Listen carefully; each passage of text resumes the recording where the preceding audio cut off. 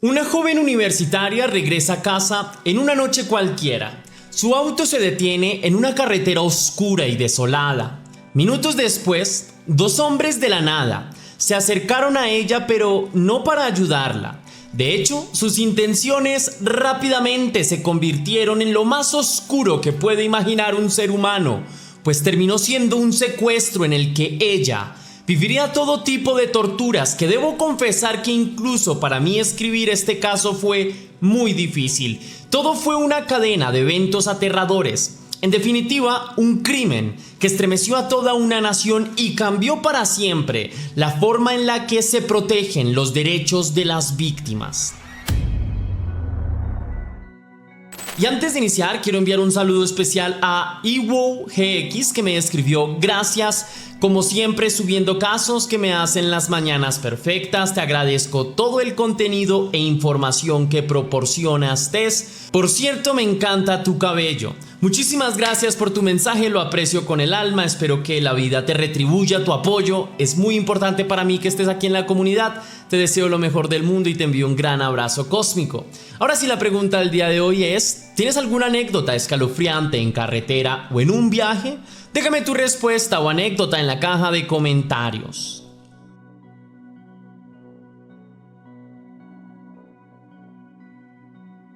El siguiente caso tiene lugar en Maryland, Estados Unidos, y su desafortunada víctima fue Stephanie Roper, quien nació en 1960. Se sabe que creció en el seno de una familia de clase media normal. Sus padres siempre se profesaron mucho amor entre ellos y también por sus hijos, por lo que su relación siempre fue de mucho respeto y cariño. A diferencia de muchas otras relaciones en las que las parejas están solo por costumbre o por responsabilidades económicas, o están pero discuten todo el tiempo, o están nada más por los hijos, etc. Pero el caso de los padres de Stephanie era distinto. A pesar de todo el tiempo que habían pasado juntos, ambos estaban convencidamente de estar enamorados, de querer hacer la familia la que estaban construyendo. Naturalmente, la unión de estos padres facilitó la infancia de Stephanie y de sus hermanos. Stephanie tenía 3 hermanos y una hermana.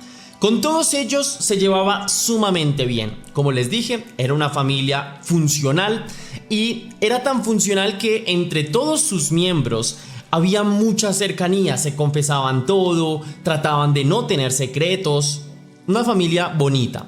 Desde que era una niña, Stephanie se acostumbró a pasar grandes periodos de tiempo con ellos y apreciar el tiempo de calidad que pasaba con sus familiares. Era tal el grado de cercanía, pues, que en el vecindario muchas personas envidiaban, tenían celos de lo bonito que era la relación entre padres e hijos. Y pues de alguna manera porque Stephanie había logrado construir un hogar pues lleno de armonía y comunicación con sus padres y sus hermanos. Algo similar le pasaba a los amigos de la joven o de sus hermanos, pues cuando visitaban la casa quedaban sorprendidos de que todo el mundo se llevara tan bien, estuvieran tan atentos, hubiese tan buena comunicación, se notaba el amor, y cuando hay un hogar pues estable se nota bastante. Durante su infancia, Stephanie fue una excelente estudiante. Nunca dio problemas en la escuela.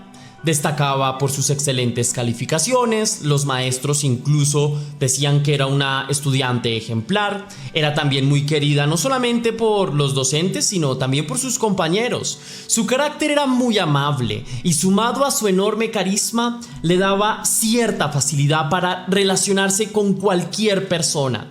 De ahí que durante toda su vida estuvo rodeada de muchos amigos. A menudo la joven fue descrita como inteligente, cariñosa y muy centrada en cumplir sus sueños.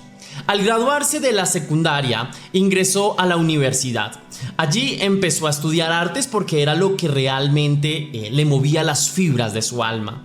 Todo el mundo creía que tenía un futuro prometedor. Sus facultades artísticas, ¿para qué digo una palabra distinta?, que destacaban. También tenía cierta facilidad para el estudio, de modo que parecía que su vida estaría llena de logros y motivos de orgullo para toda su familia. Sin embargo, cuando Stephanie tenía 22 años, sobrevino una tragedia.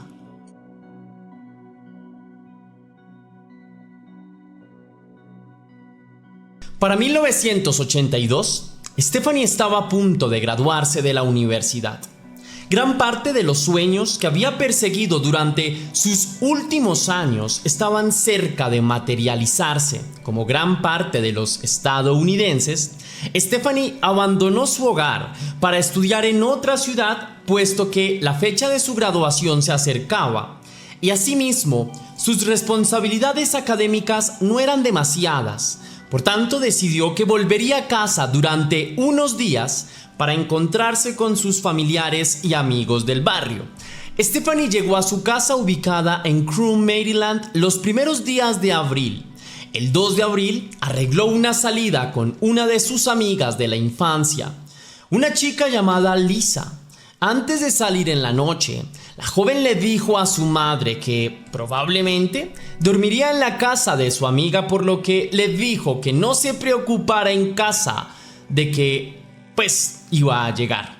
Tras esto, Stephanie tomó su vehículo y condujo hasta la casa de su amiga. Allí dejó su vehículo y ambas salieron con destino a Washington, D.C., a un bar que se llama 21st Amendment. Allí se encontraron con otros amigos y estuvieron hasta la madrugada del otro día compartiendo, brindando algunas copas. Luego de esto, las dos chicas volvieron a la casa de Lisa sin mayor contratiempo. Cabe resaltar que ninguna de ellas estaba en estado de ebriedad, pese a que se tomaron sus copas, no estaban ebrias, pues les gustaba beber siempre de manera moderada. Al llegar a la casa de Lisa, Stephanie sintió un repentino deseo de dormir en su propia casa, por lo que, a pesar de la insistencia de su amiga para que se quedara, decidió salir en medio de la noche, tomar su vehículo y conducir hasta su casa. De igual forma, el trayecto no le tomaría más de 20 minutos. La joven salió de la casa de su amiga cerca de las 3:15 de la mañana. Lisa se despreocupó de su amiga y pensó que llegaría sana y salva a su casa, pues como les digo, era cerca y en 20 minutos ella estaría en su habitación durmiendo. Sin embargo, la suerte le deparó algo muy distinto. Las horas siguieron su curso. La oscura noche dio paso a las primeras luces del día. En la casa de Stephanie, su madre se levantó temprano y se inquietó al ver que su hija aún no había llegado. Aunque le había mencionado que no volvería a dormir esa noche en casa, le dijo que volvería muy temprano, pero, como les digo, la madre no encontró a Stephanie. La mujer de todas formas dijo: bueno, listo, voy a esperar pacientemente una llamada de ella para que me notifique qué pasó. Pues pensó que a lo mejor había vuelto tarde de la fiesta y por esa razón se había quedado muy dormida o estaba compartiendo un desayuno con su amiga. En fin, no se preocupó en primera instancia. A pesar del optimismo de la madre y de la familia, las horas continuaron pasando, pero no había señales de Stephanie. La mujer, por lo tanto, decidió llamar a la amiga de Stephanie para saber qué estaba pasando o cómo estaba su hija. La respuesta de la joven fue sumamente preocupante y una respuesta que ninguna madre quiere escuchar, pues la amiga le dijo a la mamá que Stephanie había salido en la madrugada con destino hacia su casa y no había pasado la noche allí. De forma inmediata, la familia, muy asustada, preocupada, se comunicó con las autoridades de inmediato para reportar la desaparición de la chica.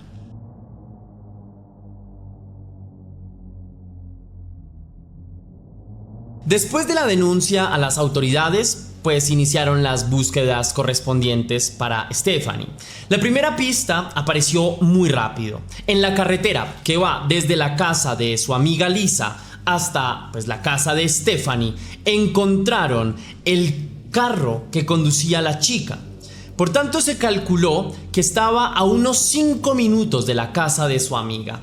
El vehículo estaba a un lado de la carretera, por lo que se veía a simple vista había tenido que ver con un accidente, se varó, cosas que suceden en carretera. Tenía 3 llantas pinchadas también y una abolladura en el parachoques. Digamos que se podría decir que se produjo un choque contra un pedazo de árbol cortado y que la joven se había salido de la vía. No obstante, aún era pronto para emitir conclusiones. Lo cierto es que el auto estaba allí, pero no habían rastros de Stephanie. Al interior del vehículo también se encontraron rastros de sangre y otros elementos que de alguna manera dejaban saber que la chica podría haber estado herida en el interior del vehículo. Las autoridades en ese momento le sugirieron a los padres de la chica la posibilidad de que ella hubiese huido al chocar del vehículo de la familia. Les plantearon la posibilidad tal vez de que ella se encontrara escondida en la casa de algún amigo, pues porque el choque a lo mejor la afectó emocionalmente. Para los padres esa posibilidad era inimaginable, pues Stephanie era una joven sumamente responsable y que si hubiese sido así no hubiera dudado en contarle a sus padres lo que había sucedido, pues ellos tampoco la iban a regañar o reprender, por tanto esa versión no cuadraba. Para ellos era bastante claro que algo malo estaba sucediendo con Stephanie. Las autoridades, algo escépticas, siguieron el curso de la investigación y se publicaron volantes con la información de mujer desaparecida en todas partes. Por tanto, esto hizo que llegaran a los medios, donde también se publicó la información sobre la desaparición de Stephanie. Las autoridades elaboraron algunas hipótesis. Por un momento, se pensó que tal vez la joven hubiese sufrido daños en la cabeza producto del choque, lo que la habría llevado a perder la conciencia o incluso la memoria y a caminar a la deriva por donde pudiese caminar, ¿no? También se barajó otra posibilidad de un secuestro. Sin embargo, durante las primeras horas no hubo llamadas para exigir recompensas por la liberación de ella, lo que de una u otra forma descartó la posibilidad del secuestro, que normalmente funciona de esa manera. Afortunadamente para las autoridades, los carteles sobre la desaparición de la joven dieron fruto rápidamente y de esta manera apareció un testigo clave que reveló qué pasó realmente esa noche.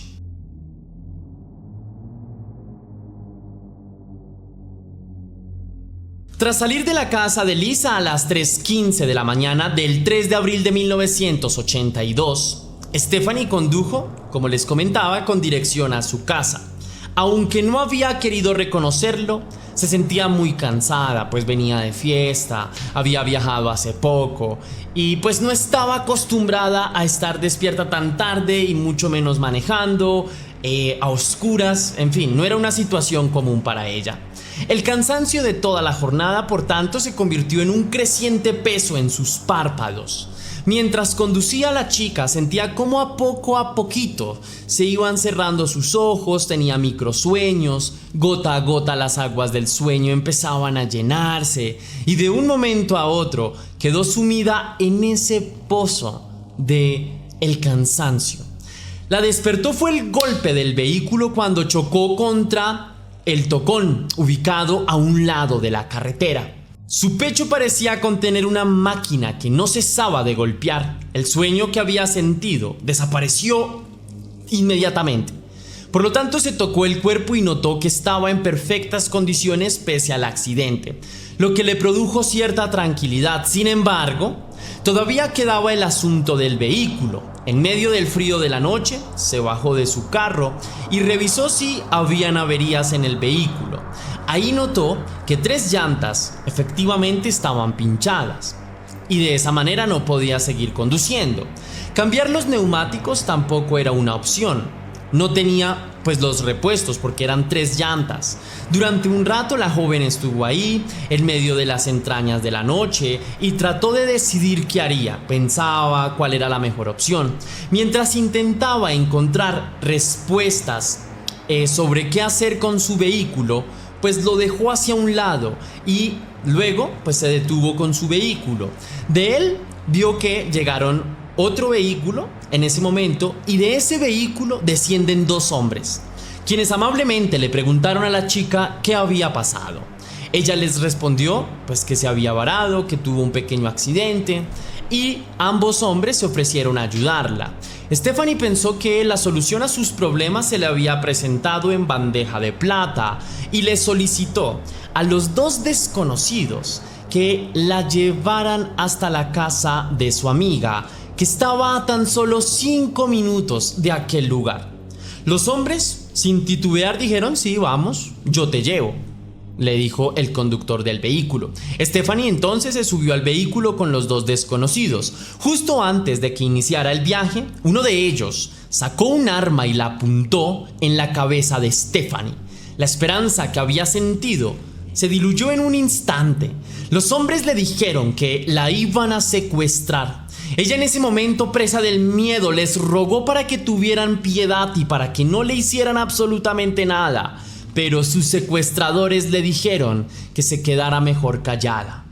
Tras un rato, el vehículo se desvió de la ruta que conduce a la casa de la amiga y el mayor de los sujetos condujo por un camino rural bastante desolado, en un camino por el cual no transitaba ningún vehículo ni se veía ninguna persona. Nada, eran esos lugares que dan más miedo que una película de terror, ¿no? Donde normalmente pasan las películas de terror.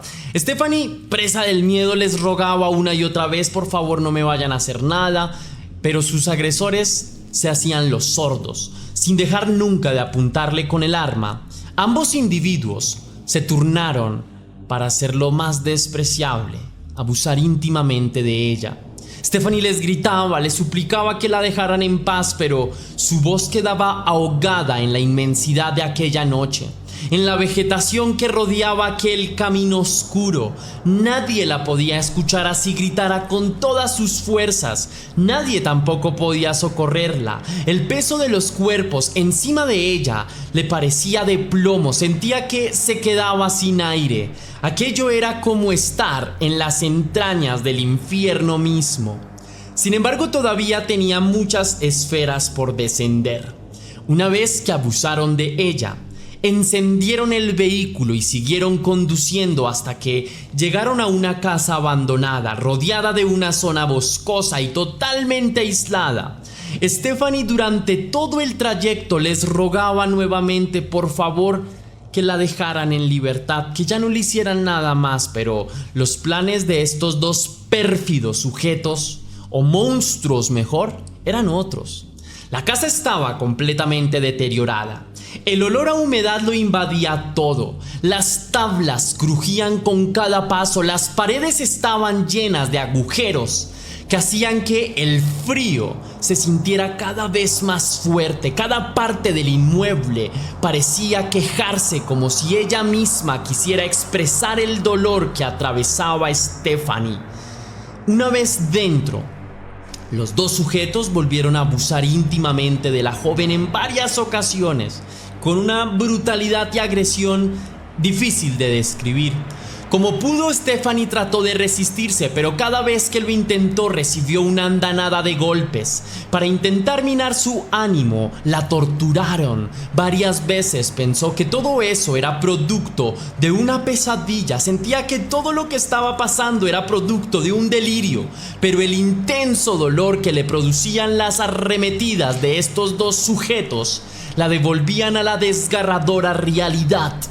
Cuando los individuos se dieron por satisfechos como animales, empezaron a conversar para determinar qué harían con ella. A lo largo de toda la noche, habían estado atentos en todo momento para no llamarse el uno al otro con sus respectivos nombres. Esto le daba una pequeña ilusión a Stephanie, quien, a pesar de todo, esperaba salir con vida de aquella pesadilla. Ella, nuevamente, les rogó que la dejaran en libertad, les dijo que ella no diría nada, trató de convencerlos incluso de que la secuestraran y que pidieran un rescate, algo, dinero a sus familiares. Durante un momento los sujetos consideraron esa opción que Stephanie propuso, pero de repente uno de ellos dejó que por su boca se deslizara el nombre del otro. Escuchó que uno de ellos se llamaba Jack. Aunque los individuos hablaban lejos de ella, sabían que en medio de ese silencio ella los había escuchado. Ese nombre fue la señal fatal, pues ambos decidieron que la matarían sin escuchar súplica alguna. En medio de un acto desesperado, Stephanie corrió como pudo y salió por una ventana rota en medio de la vastedad de aquella noche. Esperó encontrar cobijo para que sus pasos no dejaran rastro, para que su vida no tuviera testigos, pero los dos sujetos la capturaron rápidamente. Lo último que sintió fue un brutal golpe en su cabeza producido con una cadena. En ese momento Stephanie perdió la conciencia. Después, todo fue silencio. El silencio absoluto de la muerte. Tras fracturarle el cráneo, sus agresores le propinaron un disparo en la cabeza. Sus sufrimientos terminaron ahí, pero también todos sus sueños. Tras esto, los dos culpables se deshicieron de su cuerpo, le cercenaron las manos para ocultar las evidencias y luego quemaron el cuerpo y arrojaron su cadáver en un lugar poco frecuentado. Toda esta historia, aunque con matices diferentes, fue relatada por un joven de 18 años llamado Steve Einison. El joven dijo que uno de los agresores le relató cómo él, cuyo nombre era Jerry Lee Beatty, y tenía 16 años, y Jack Ronald, que tenía 26 años, abusaron y acabaron la vida de Stephanie. Al principio Steve no creyó en la historia que su amigo le contó, pero cuando vio la foto de la joven desaparecida, encontró coincidencias en la historia y decidió reportarla a las autoridades. Las autoridades acudieron al paradero de Jack Ronald y allí mismo encontraron a Jerry Lee. El primero era padre de familia y mantenía el hogar. El otro era un joven que había escapado de casa, nunca había vuelto a la escuela y había encontrado refugio en aquella casa. Ambos fueron capturados de inmediato. El 11 de abril el cuerpo de Stephanie fue hallado, aunque estaba totalmente irreconocible. Después de esto, los dos implicados fueron interrogados. Ninguno de ellos reconoció su culpabilidad en el crimen. De una actitud cínica, dijeron que eran incluso inocentes. Ninguno reconoció haber llevado a cabo la tortura o haber apretado el gatillo. Ambos se culpaban al otro, incluso en algún momento del interrogatorio, como no, fue él el artífice del crimen. De esta manera quedó claro que ambos habían estado involucrados en el horrible asesinato de Stephanie. Por otra parte, las autoridades no le contaron a la familia todos los detalles que subyacían a la muerte de su hija, pues no es fácil describir estas cosas. Solo mencionaron que la joven había muerto de un disparo en la cabeza luego de un presunto secuestro, y aunque esto también suena bastante cruel, esto supuestamente lo hicieron con el objetivo de ayudarlos a superar el duelo, a no tener una herida emocional pues lo suficientemente intensa. No obstante, los medios de comunicación sí tuvieron acceso a la información y sin dudarlo un segundo hicieron pública todos los detalles que les estaba relatando, por lo que la familia se enteró de los vejámenes sufridos por Stephanie de la manera más cruda posible. El juicio estuvo cargado de controversias, en especial por la estrategia adoptada por la defensa de Jack Ronald, pues trató de mostrar al hombre como un sujeto al que las circunstancias lo habían empujado a cometer el crimen. De esta manera persiguieron o trataron de conseguir que no existiese la pena de muerte para el defendido. También hubo controversias porque cuando la madre de Stephanie, Roberta Roper, subió al estrado para declarar y reconstruir la vida de su hija, fue silenciada por la defensa de Jack Ronald.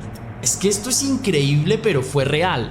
Y al margen de esto, los dos hombres fueron sentenciados a cadena perpetua por los crímenes de secuestro, abuso íntimo y homicidio. Ambos podrían optar por libertad condicional tras solo 12 años de prisión. Ante esta sentencia, la familia de la víctima sintió que la justicia les había fallado.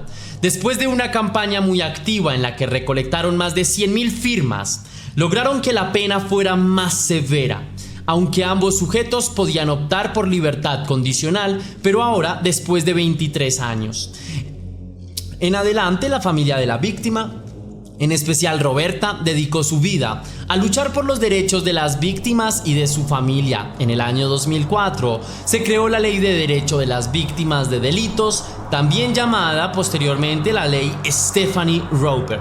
Aunque la muerte de la joven fue bastante trágica, sentó un precedente legal en el marco jurídico, aunque esto no sirva de consuelo para su familia o tampoco traiga de regreso a Stephanie, al menos ha permitido a las víctimas y sus familias gozar de mayores garantías en diferentes procesos que sean similares a lo que le pasó a Stephanie Roper.